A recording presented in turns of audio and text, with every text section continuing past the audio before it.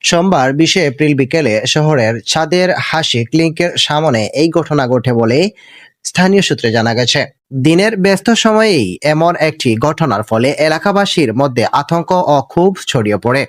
প্রত্যক্ষদর্শীদের বরাতে জানা যায়, ক্লিনিকের সামনে অবস্থানরত এক ডাব বিক্রেতার সঙ্গে ওই তরুণীর কথা কাটাকাটি শুরু হয়। প্রথমে বিষয়টি সাধারণ তর্ক বিতর্ক মনে হলেও কিছুক্ষণের মধ্যেই তা উত্তপ্ত পরিস্থিতির রূপ নেয়। অভিযোগ করা হয়েছে, কথা কাটাকাটির এক পর্যায়ে ডাব বিক্রেতা ওই তরুণীর ওপর শারীরিকভাবে হামলা চালায়। ঘটনার সময় আশপাশে থাকা লোকজন দ্রুত এগিয়ে আসেন এবং পরিস্থিতি নিয়ন্ত্রণে আনার চেষ্টা করেন।